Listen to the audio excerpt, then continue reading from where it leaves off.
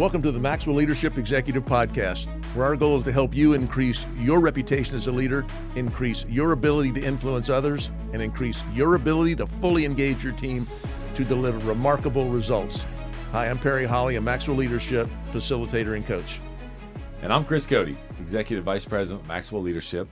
Welcome and thank you for joining. Just as we get started, I'd love for you to visit maxwellleadership.com/podcast. There, if you're interested in leadership development for your team, maybe assessing the culture and then digging into how do we fix that, we would love to help you with that. If you'll go there, fill out a form, submit that form, our team would love to follow up with you. Also, if you have a question or even just a comment, Bring it, because this is what today is about. Yes. Today is actually directly from someone that went on there, filled out a form, and now we're going to help unpack this in regard to some leadership content around today's topic, and it is titled, How to Lead a Team in a Matrix Organization. So, Perry, talk a little bit about the listener question and where we're going today. Yeah, so an executive offered that they were asked to lead a new project team, which would be a new highly visible line of business for the organization. This executive thought that it would be like a promotion and they would be now the executive of such and such, but they were told no promotion or no new title right now, maybe in the future that might happen, but would really want you to run this with a number of people from across the build a kind of a virtual team of people that don't report directly to this person. She would have she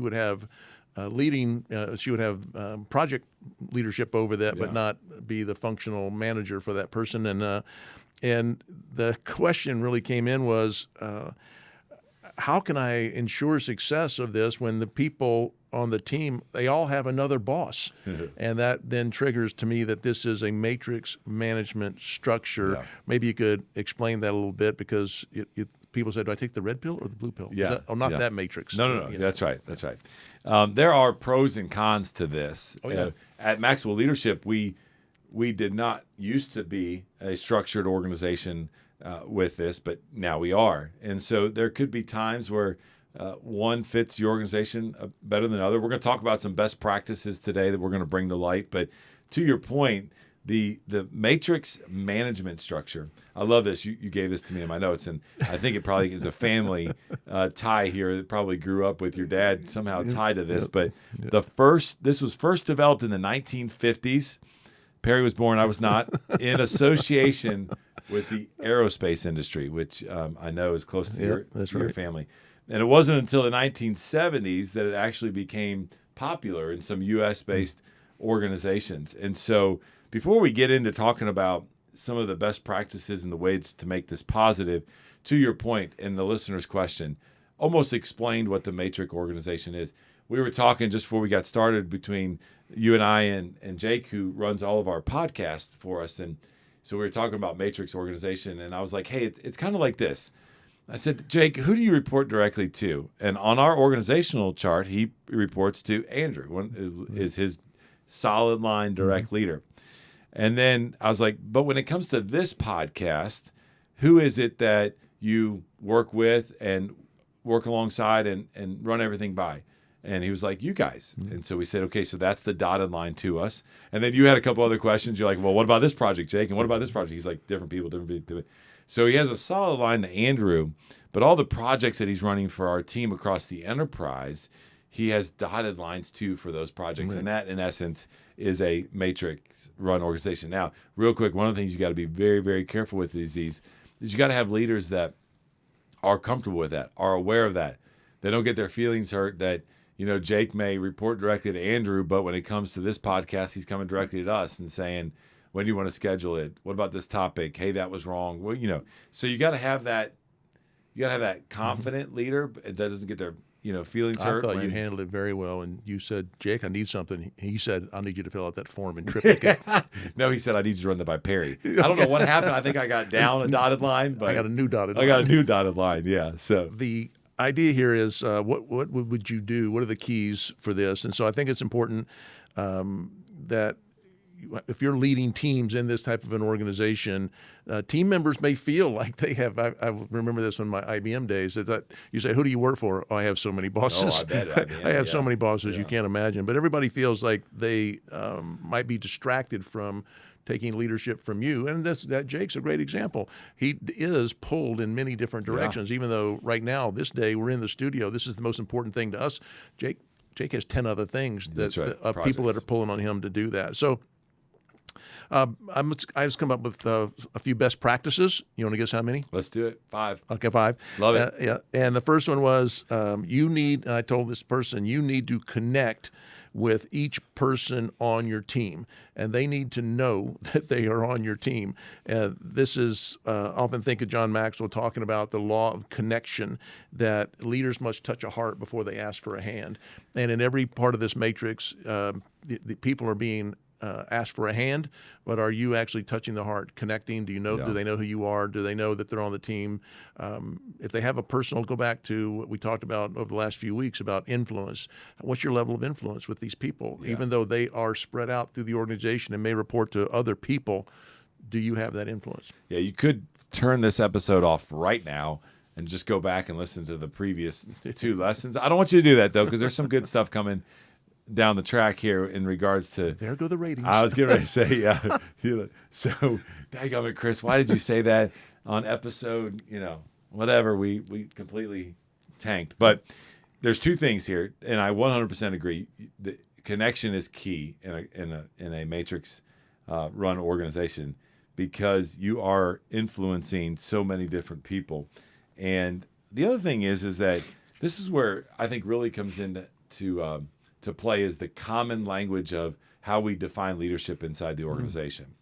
So here at Maxwell Leadership, we define leadership as influence, and we understand that.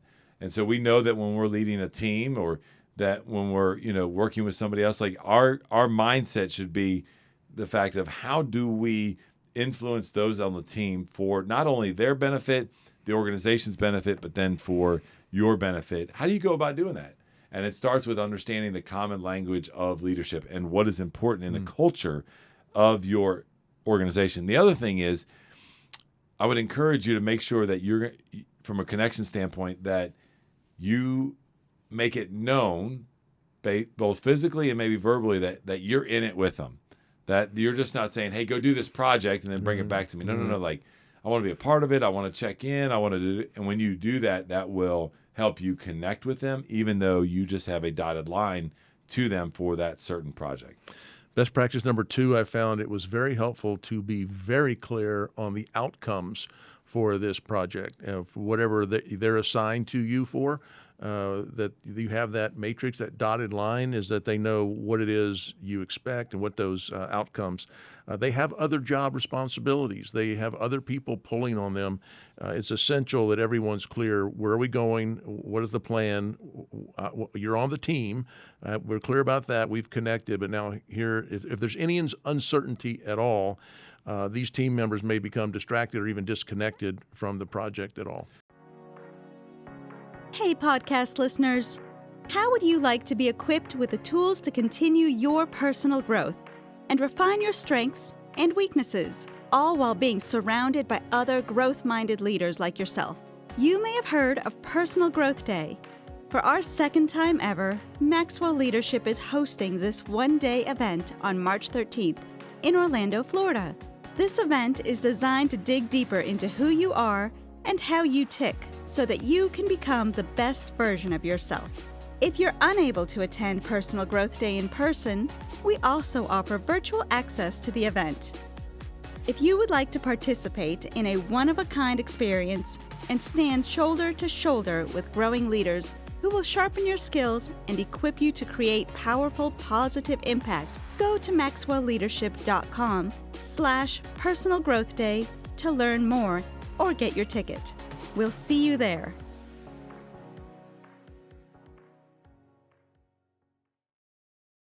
Yeah, a couple other things on that. I think this is true for both a matrix and a Very good. non-matrix, right? And so I think that this is something that your people have to be clear. There has to be clarity in what we're trying to accomplish. And I'd also encourage you to communicate not only the clarity around that, but then how does that tie into the bigger part of what we're trying to do? For example, here at Maxwell Leadership, we are about adding value to people, period. Like getting as many people as possible that could listen to podcasts so that we can add value to them, period. Mm-hmm. And so Jake knows that even though Jake doesn't directly report to us, he knows the fact that the purpose behind this, he knows he's very clear on the role, but he's also clear about how this ties into the bigger part of Maxwell Leadership. Mm-hmm. And when you do that, that allows you to run a matrix team or matrix structured organization, a team much more effectively. I also think make sure, in addition to what you said, make sure they're aware of timeframes of things that need to be accomplished. Make sure that they're aware of expectations. You have to lead at times almost like it's a solid line, but do it in a different way by setting and communicating these outcomes and expectations. Which leads to best practice number 3. I found it's very helpful to be clear about each person's role and responsibility on the team. When you're in a standard structure of like what we had for a while was that you're the boss, we have the team. We all know each other on the team. We know what each other does. When you get into a matrix organization, you may be thrown into project teams with people that you don't know. Actually, we just had this here where we had, as we've grown, we are being more matrix, but we were just on a call with the family rooms, and I heard people saying, well, what do you do? What is your, what, now I do this, what do you? If people aren't clear about what each person is doing, and it's very normal in a straight line, hard line direct report, we all know each other, but you may not know what other people do. So as a leader, it would be really great to be clear with each person what they do, what their role and responsibility, and how does it connect to and relate to the other people on the team. Yeah, 100%. That is something that we need to make sure that we are doing as we're leading in a or in a matrix-driven structured organization. Otherwise, there's going to be confusion about what's going on. And now there's already confusion in organizations, period, right? Matter of fact, the number one thing that we hear from organization is, man, we need help with communication. And it doesn't matter the economic state, doesn't matter whatever. We're always helping with communication because there is confusion. So that has to be driven by the team members understanding what is the outcome. They need to know what that is. They also need to know how we're going to go about achieving that and how do you often communicate about that. And so that just comes from, hey, connecting one-on-one. It comes from group updates. It comes from sharing expectations and them hearing your voice as a leader. So get back to the, hey, if I am communicating to my team that directly reports to me, I ought to be doing the same thing for those that I have dotted line and responsibility to. Yeah, good. And that leads to best practice number 4 is, do you have a communication strategy? I mean, the quickest way any matrix team I've been a part of to be feel disconnected is to be unclear about what's happening. I haven't heard from you. And by the way, you may be leading other teams as well. So you have people that are not hearing, nothing's happening, we're really not moving forward. You should have a regular set of check-ins, one-on-one and probably with the team. You may have to update your manager. You may be in a matrix as well. You may want to update your peers. You may have a plan, but I think being clear about your communication strategy for how you update, keeping the team, first of all, up to speed on what's going on, where the wins are, where the setbacks are, what needs to happen, but really important, up the ladder and across to your peers could be really great in establishing you as a cross-team, cross-organization leader that really raises your level of influence. Love it. And number 5, be inspiring as a leader. So every project, every team that you're connected with, especially inside matrix organizations, want to make sure that you're present, want to make sure that you're positive, want to make sure you're inspiring. What we're doing matters. It doesn't matter what the KPI is behind what you're working on, but you have got to make sure that you are being inspiring to them. You bring energy that will then pull people into work. I want to stop on that word pull because we've had to push people that's exactly before. Right. That's exactly and right. There's a big difference, and I think that comes from inspiring them. one of the ways to be able to do this is make sure that you continue to invite them to speak into how we're going to go about doing this. I know for Jake, when it comes to technology, we're like, hey, Jake, we have an idea, a thought. Like, what do you think about this? Like, how could we do that?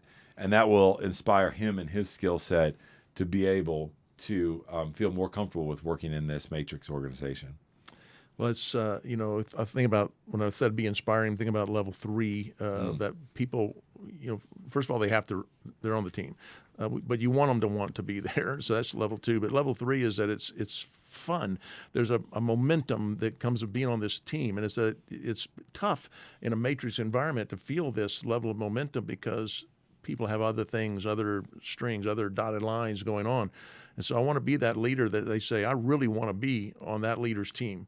And that you're inspiring, you're motivating, it's encouraging, it's uplifting. There's energy around it, and we're going to produce results. So you usually in a matrix you get the best talent, but it has some issues there. I told this leader, do they even know if they're on your team? He goes, I'm not sure. Okay, we better go do that one, connect, and then do these things, and I think it'll help. Well, as I wrap up, we started by the title and the question that came in from our listener, which, by the way, thank you for doing that, was how to lead a team in a matrix organization. And what I really want to now kind of wrap up and say, it's the same way you would lead your team in a regular organization. It's just expanded. Yeah. And so the things that we talk about and leaders struggle with and we need to work on and stuff that we as leaders continue to work on, it is the exact same thing with any project that you're on. And I would challenge listeners to this. If you were in the community and you were asked to voluntarily lead a program to do something, how would you go about it? You'd go about it the same way that you're leading your team inside the organization. And in essence, that's what we're talking about. And so the principles that we've unpacked that are just rooted in the 5 levels of leadership from John Maxwell, they work cross-functionally, they work across organizationally, they work cross-community, and they work in your family, by the way. So right. Make sure that you stay true to the principles of the 5 levels of leadership. Well, fantastic, Chris. Thank you. And just a reminder, if you'd like to get that learner guide with these points, you can get that. You can leave a question. You can ask a question, leave a comment. You do all that at maxwellleadership.com/podcast. We always love hearing from you, and we're very grateful you would spend this time with us today. That's all today from the Maxwell Leadership Executive Podcast.